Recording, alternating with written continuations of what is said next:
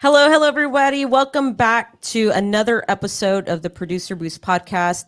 Thank you so much for always joining in. And I have an awesome guest today, my friend, Emily Trevino. Trevino. We always do that. I know. We had a conversation about a year ago, and I don't know why, but we were like, Emily Trevino. Because we're both from Corpus. Yeah. And we're talking about the Salina. Salina. Okay. And then we did the Trevino. We're both from Corpus, but Emily Trevino is, I brought her on the show because she is an amazing entrepreneur, business owner of Wise Up Financial. She is an insurance agency owner amongst other businesses that she has. And I thought it would be a good idea to bring her on the show because, we always have fun together too.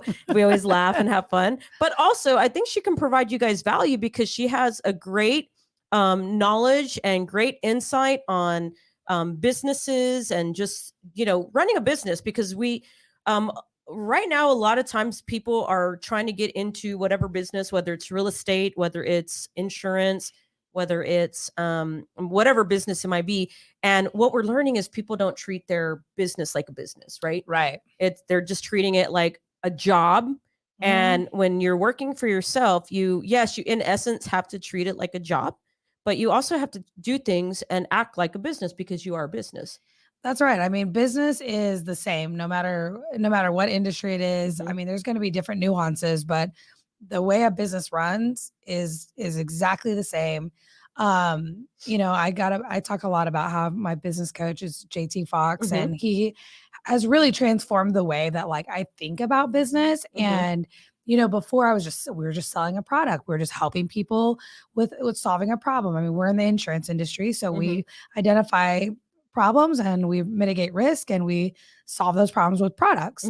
But as we go to expand or grow our business, you get kind of lost in the shuffle of everything, and he, I believe it was him that told me. I'll give him credit anyways, because he gives all kinds of different scenarios about when it's appropriate to work in your business versus on your business. And, ultimately you as a business owner need to constantly grow and generate revenue for your business, which obviously if we're selling products, you're generating revenue, but is that scalable and things like that. But what he said, and this is a very basic example, but it's like, let's say you're really good at baking cakes. So you're like, I'm going to open up my own bakery. Well, you're great at baking cakes, but you're not profiting and you're not making money, but your cake tastes great. And you have loads of people in your bakery. They love your cakes because you're a baker, but you have to take time to learn how to run your business. You have to look at your inventory. You have to look at, is every cup of sugar, or every teaspoon of vanilla or whatever, to just really understand where you're losing your profits. So your numbers really matter in a business. It's the same way in our insurance business, real estate business is the same way as well. So, that kind of really resonated with me because I'm like, I don't want to be a baker. I want to be the business owner that can hire more bakers who are amazing at baking cakes. I don't own a bakery. I'm just an example, but that was a very interesting scenario. And for me, that's what made it make sense. And so for agents or anyone that's listening, that's an entrepreneur, if you own a business, are you the baker or are you the business owner? You can't, I think I heard Matt say it. He said something like, if you're the magic in the business, you're not a business. That's right. And your business won't be as valuable with it. Like your business should be able to run when you're not there. And because there's, and not because you're out vacationing in Fiji. I mean, that's great too. Yeah. You can do that. I'll meet you there. But the thing is life happens and we get older and accidents happen, and you want to be able to have your business running. You want to be able to keep your employees employed. You want to be able to continue to help your customers and consumers with the problems that they have and by offering the solutions. And so if you have an accident or something and now you can't operate your business, you're not helping any of those people. So when you're a business owner, I know a lot of people like to say, oh, you got, business owners, they're just so lucky, they get, they're successful because they're lucky. No, we're not. Yeah. We are not lucky. But the thing is that even though it's kind of like, I don't know where I was going with that, but I know that it's easy. Yeah. So when you're in a business and people entrepreneurs, or maybe even they're solopreneurs, we need to start acting like a business, because Yes. if we don't treat it like a business, all of our obligations, like our employees, Right. our customers that rely on us, won't there if we're out of business and we're not treating it like a business, sooner or later you're going to be out of business because you're not treating it like a business, Yeah. right? So that's where I was going. Like, Mhm. people think that we're lucky, but we have a lot of weight on our shoulders Mhm. to continue to help the people that we employ, Yep. to help our consumers, all of that. And Mhm. so it's not easy doing this. And it's not easy. It's also hard to break the chains from your desk Yep. so that you can start looking at it from a bird's eye view. But when you do that, when you can get to the point, when you have the systems and you have the processes, you have the relationships, there's so many parts of the business. Once you get that going, it's a lot of work. Yeah. Because we're like in the thick of it, the last year and a half, really, Kim is my business partner, and we are really trying to improve those systems so we don't have to be there. But when you get to that point, you can start investing in other businesses or scaling your current business and go deeper. So you can do a lot more and help a lot more people. I mean, for me, I guess that's what I'm big into. There's people that chase cash. I don't do that. I want to help people. Yeah. I want to help people either get into our business and help more people, or help our own consumers, or help agents make life-changing money. Like, that's just kind of that's what motivates me. Yeah. And what would you say? Because I know there's probably people listening and watching, and they're going to say, yeah, Victoria and Emily, that's great. You're telling me how to run a business, and I should act like a business and put these processes into place and systems into place. But maybe they don't know where to start. What's one thing that everybody should do? So, like, let's pretend I'm an insurance agent or a real estate agent, and you're like, hey, you're making money. Now you've actually got past the part of you're actually being able to pay your bills as an independent owner. And now you're like, oh, wow, I'm now profitable. What's the first thing that somebody can do, or one thing that somebody can do to implement in their business, like a process, like at the very least, a process, or one thing that they can do? Well, the first thing that I think is, and it's not really a process, but I do firmly believe this, and we talk about all the time, is having the right entity structure for the business that you're in and for your own personal economy, right? So what I mean by that is, we want to pay our taxes, like that is very important, but we also are small business owners or medium size or even large business owners, and we need to be able to watch our tax liabilities. We want to be able to take those tax liabilities, reduce it down as much as possible. We want to be able to reinvest that money back into our business so we can employ more people, we can help more people, things like that, right?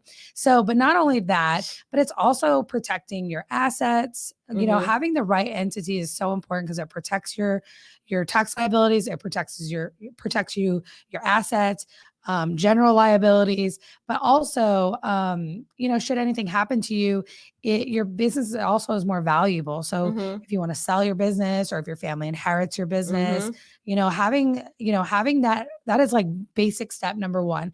Not everyone can afford it at first. I mean, I know it varies by state, but I would say about $500 to $1,000. It is so important to start it off at first, so you don't have to go back and redo everything. I think that's number one. But number two, I think that and for me, like, getting to know your numbers is really important. So I think people should have access to like something like QuickBooks, or have something that you're keeping track of the income coming in, your expenses going out. Because I know a lot of people who are making a ton of money and they are not profiting. Yeah. And if you go look at your expenses, that's when you can tell where that teaspoon of vanilla went. Yeah. Or if you're overpaying for something, or you're overpaying for a service that's not being delivered. Yeah. And it's a way to hold your other contractors or other, I don't even, softwares even. I mean, we've let go of softwares because we, Matt Temin, he's out of Missouri, but he helped us build out some really good programs, and we were able to eliminate some softwares we don't use. So it comes back to us in profit, right? Yeah. So I really think that those are the two most important things to get going. And don't think that because you're a small business and you only make a few $1,000s a month, you need it. Yeah. You need it, because once you get booming, it is so hard to go back and look at all that. So what if I'm a coffee shop owner, and let's say I don't Emily, why do I need to track customers? Why do I need to track my traffic?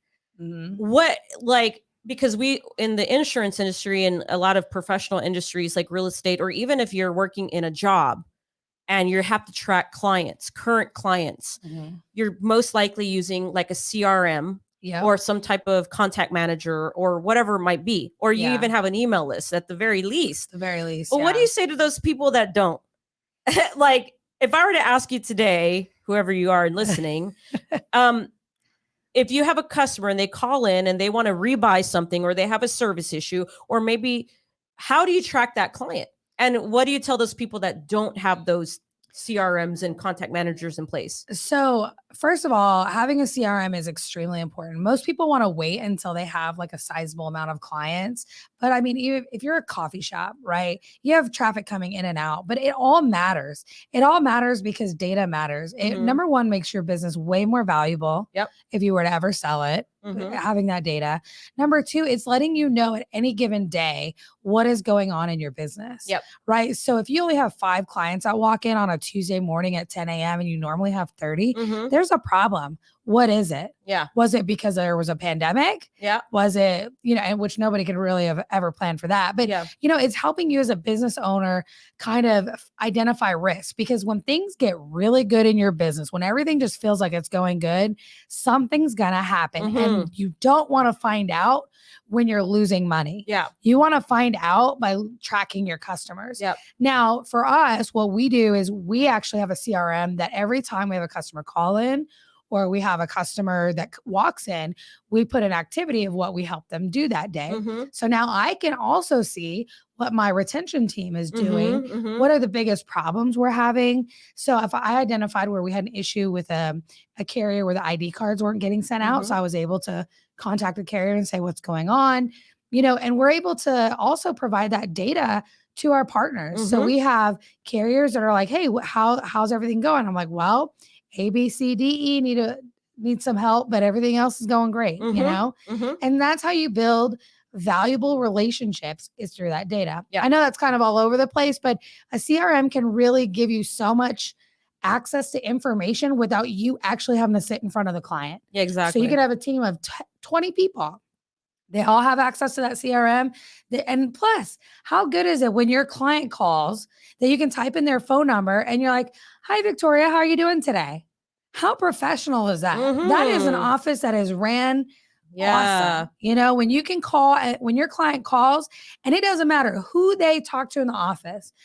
Oh, Victoria, I see that you called. Did you finally get your ID card? I saw that you requested a new one 3 weeks ago. Did that come in? Yeah.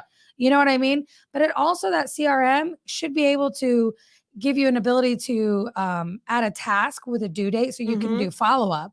Because if you have to remember everything, you're going to drop the ball. It's just how it is. Yeah. And so I don't know. The CRM just really helps us run a more professional organization, and it helps our team be on the same page. And it doesn't matter, like Emily said, it doesn't matter what industry you're in. It doesn't have to be insurance, real estate, coffee shop. If you own a mechanic shop, if you own any business, you're going to have a few things. You're going to have a client where you're providing a product or a service.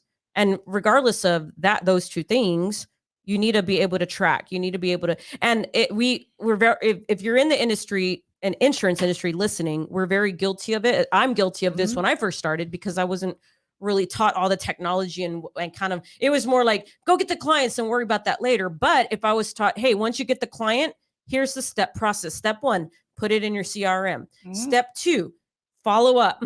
Step 3, follow up again. Step 4, send a birthday card later. Step 5. So like, you can't do that when you're working out of a shoebox or a binder or a file cabinet with, you're like, let me go find this customer. And some of you guys will say, well, Victoria, all my clients, I put them into my contacts as Medicare client, ACA client, or whatever. But it doesn't matter because you don't keep track of what they called about. Yeah. You know what I mean? You lose your phone and you lose all those contacts. I've done that plenty of times. Well, and here's the other thing too. This is the most valuable part of a CRM, in my opinion, is opportunities. Yeah. When you sell a client one thing, they're just a client.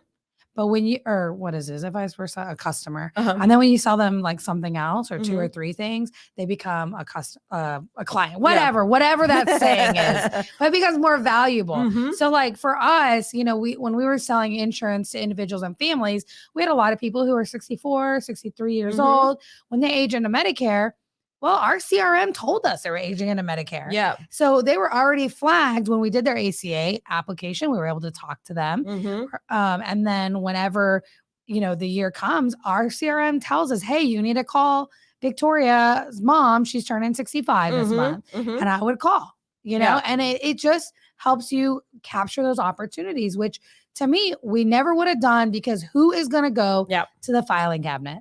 And look that up. But here's the other thing too. It saves a lot of time. Yeah. If you have to go get up, walk over there, go dig through a file cabinet, find their file, read their file, you're wasting like 2, 3, maybe even 5 minutes of your time when you're swamped doing other things. Yeah. So I know people are kind of like, oh, I got to type in their name and add 1 minute worth of work will save you hours over a course of time with one client.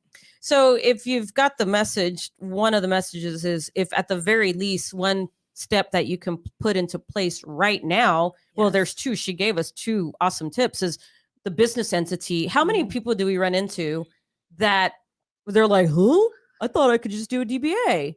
Well, that's your personal liability. And as business owners, as you know, there's half of the clients that are going to love you, and hopefully it's less than half, but there's a majority of people that are either going to have an opinion or upset or something. Actually, I was talking to my wife the other day, and I was just kind of like, we go to this restaurant we absolutely love, and you have to be patient with especially restaurants, because during the pandemic there was a shortage of resources, and sometimes during that time frame it was not as good as it used to be, but now things are getting better, right? But I look at the reviews when I look at restaurants, and I look at them, yes, because I want to see what's going on. But I was looking at a review, and there was a client or a customer went to the restaurant, and they put this 3-star review, and I'm like, but this is a 4 or 5-star restaurant, right? Yeah. And the things that they were talking about is, I ordered meatballs, and they were not meatballs. They were shaped in a square. And I'm like, what restaurant has them in square? Are they really square? Well, yeah, but they're so good. Oh. But it's their version of a meatball, because it's different. It's not, I won't say, but it's so good.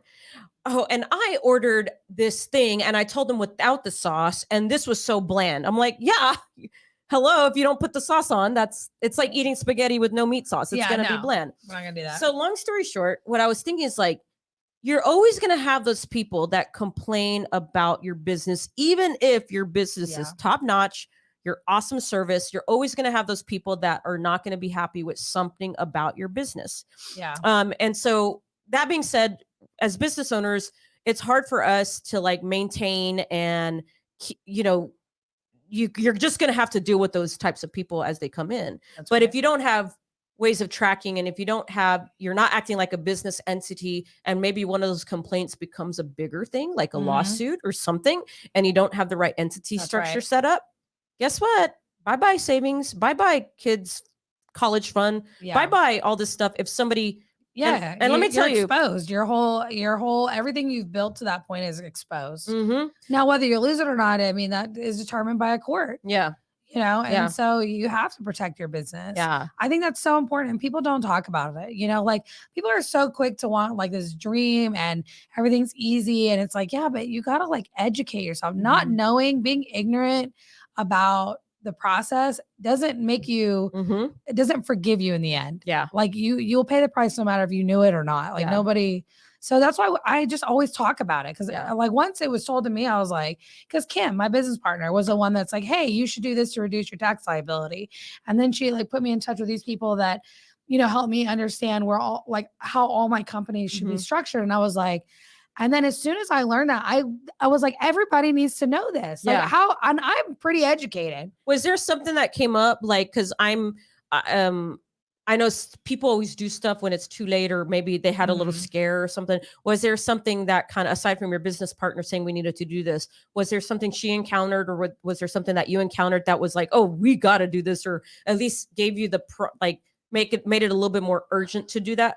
Well, we did. I mean, I did it as soon as I was told to, because it reduces my taxes so I could reinvest back in my business. But it was a message that we told all of our agents, our insurance agents, because they're all contractors and stuff, and we wanted to educate them. But unfortunately, we've had 2 of our agents pass away, and it's been quite the process to get their license. First of all, they have to have an insurance license next of kin. So like we got to get that. Their beneficiary has so to be somebody had to go licensed. get licensed, which is not easy to do like overnight. Yeah. Then not only that, then they like it was like a waiting period to get commissions transferred and things like that.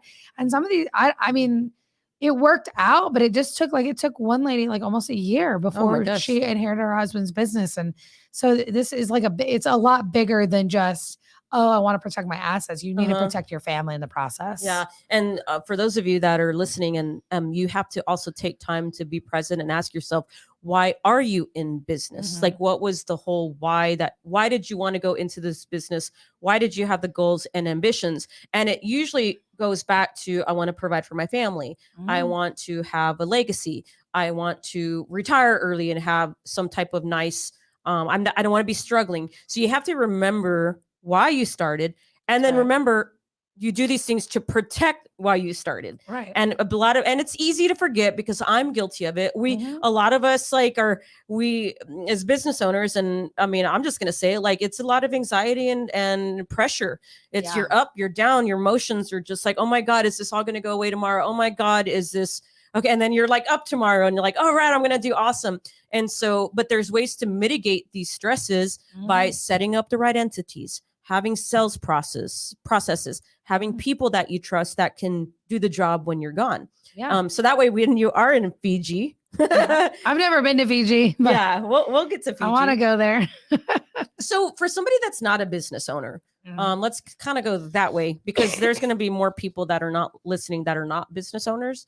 What kind of advice would you give? Maybe they're in a corporate job or even working for a small company, or they don't technically want to be a business owner, but maybe they want to be an entrepreneur where they move up that ladder or maybe become an asset. Like, what are tips that you can probably provide somebody that's looking to maybe become that valuable asset in a company? So the number one thing is there's two things. Number one, you really need to invest in yourself. You need to know, you need to be different than your competition. There should be no doubt in anybody's mind that you're the next best person for that promotion, right? And the only way you're going to do that is if you stand out. Now, I used to work in corporate, and it is very much a bubble. You do your job. People like literally clock in, clock out, and that's it. They're done. And that's fine. There's nothing wrong with that. And being in corporate, there's nothing wrong with being in corporate. I know a lot of very successful people in corporate America. And so don't always feel like, the model or it's popular to be an entrepreneur.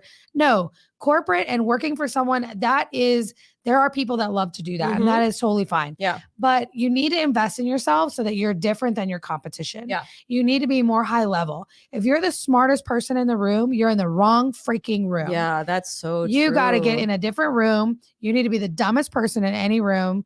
I mean, don't act dumb, but but you just need to start absorbing information, be coachable, being coachable. I mean, if you can afford to get a business coach or something like that, my business coach, he's phenomenal with entrepreneurs.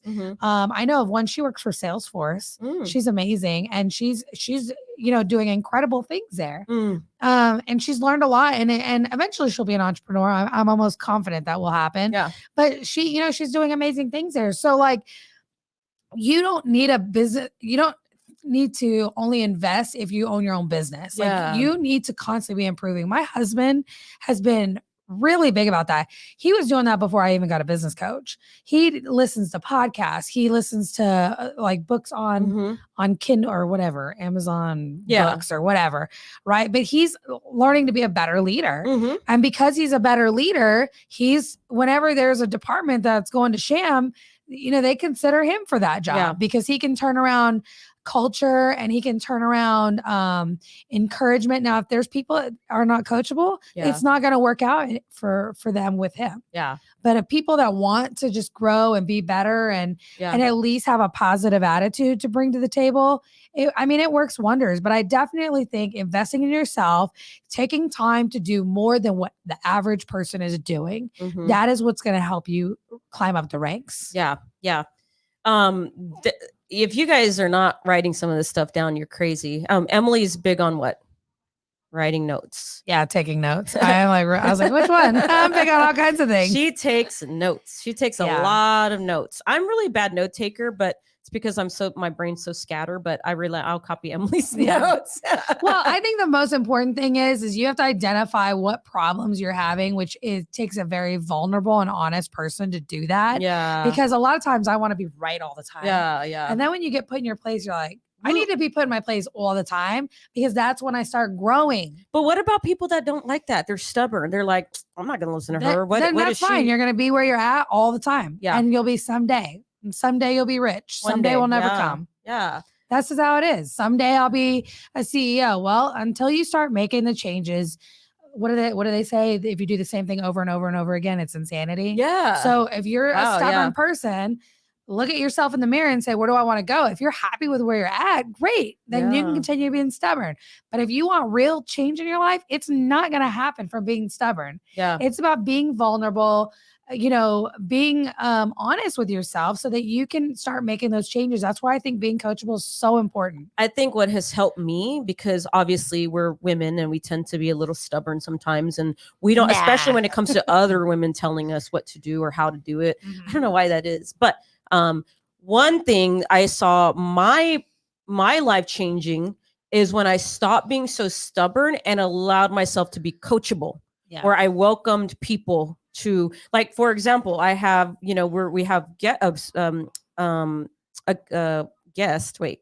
Yeah, you have a guest in our office, a visitor, a guest visitor, a guest visitor, and he's helping us, identify things that we could possibly change.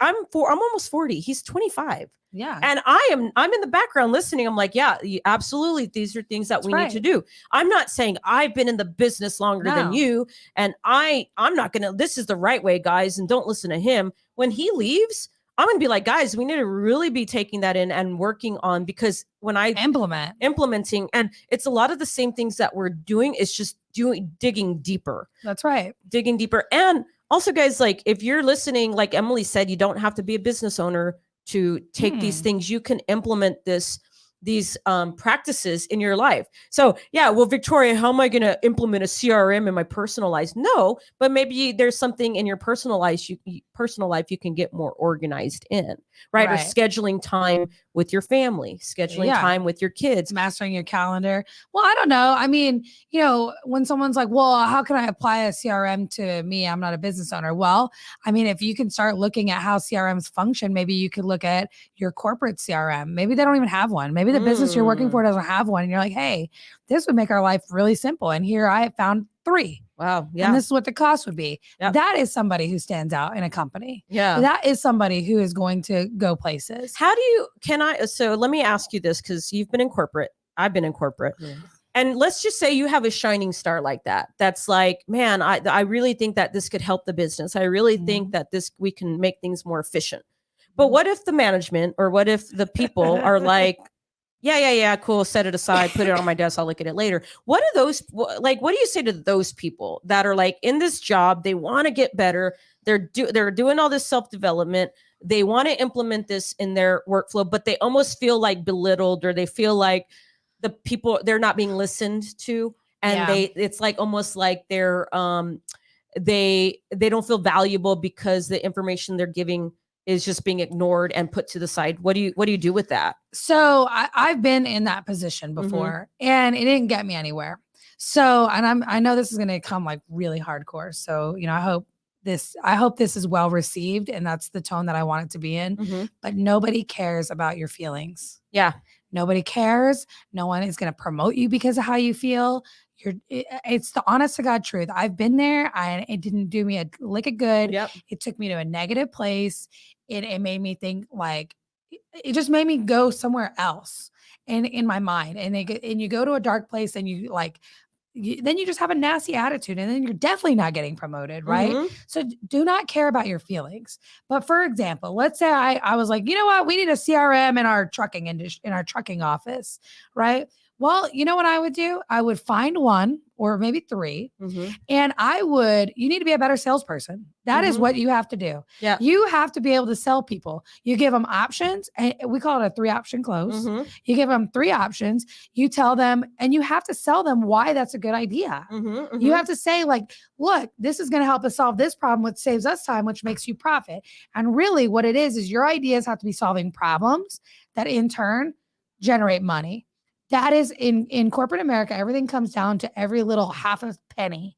So when you have a solution that'll make the company money, it'll cost money, but in long term, it'll make them a heck of a lot more money. You need to present an argument, but just walking in and be like, hey, I heard on a podcast, we should have a CRM and we don't have one. They're going to say no. But if you go in and you say, hey, Victoria, our trucking office is having issues tracking our clients and our invoices, and if we have a CRM or a better CRM, I found one that will give us reminders. We can upload statements in there. There's automation built in, which is like a whole nother animal. And if we do this, I think we can actually help our clients, use us more. Yeah. I think we can get bigger clients. And I think that we'll yield X $1,000s per month. Yeah. That's a different conversation than like, well, yeah, I think this will be a good idea. You know what I mean? So you've got to be, when you want to present an idea, it needs to be well thought out. Yeah. And it needs to have a result at the end of it. Pretend you're going into the Problem, Shark Tank. Solution, numbers. Yeah. Yeah. That's good. That's very good advice, because a lot of people, but let's get back to it again. But what if everybody's shutting me down, Emily? What if I keep getting shut down and nobody's listening? Find another opportunity somewhere else. There you go. That is what it is. Do not, and I see this in our industry too, right? So I mean, these are actual business owners too that do this, but like they're stuck in a rut. They're not going anywhere. They can't get help that they need to go. The only people that want to help them are people that you either need to be working with or partnered with in some capacity, or you got to pay for it. Yep. And a lot of agents don't have that option, but they just stay where they're at because it's comfortable. Being comfortable is not going to get you to the next step. Being extremely uncomfortable, being like stressed out, having all these problems. People are like, well, I don't want to be stressed. I don't like no drama, whatever. That doesn't exist. If you want to be successful, you're going to have drama. You're going to have backstabbers. You can just expect the worst out of people. Then it's not a surprise. But the thing is you have to be uncomfortable, and that's what's going to get you to the next step. Yeah. So if you're not happy where you're at, that's fine. Continue to have a good attitude. Continue to be a professional. Look for something else. It's almost like staying in a relationship or a marriage that you're not happy in, and then you're just complaining and complaining and complaining, and you're not doing anything about it, or you don't even take the time to say, you know what, maybe I need some counseling with this person to even try to make it work. Coaching. Exactly. Counseling is coaching. Exactly. Yeah. You need a different perspective. And I think the key to everything is I fall like, and look, I'm not 100% positive all the time. I can get really negative at times. It's how you overcome that. There would be no positivity without negativity. Yeah. Right. Yeah. Sweet wouldn't be sweet without sour. Yeah. So my grandmother used to tell me that. But that's the thing is it's how you overcome this stuff. Yeah. But if you're like, woe is me, and you're victim all the time, it's like, okay, well, I've been there. Like all this that I'm talking about is my own personal experience. But then I'm like seeing that there's a ton of people going through the same stuff. Yeah. And the people that are rising to the top, we're all overcoming things. We're all taking risks. We're all just like, ugh. Yeah. Like I started my business with no money. Like nothing in savings. Mommy and daddy didn't have, a big bank account. Nothing like that. Started with no money. And I was a single mom. And my boyfriend and I just moved in together. Can you imagine that? That's a lot.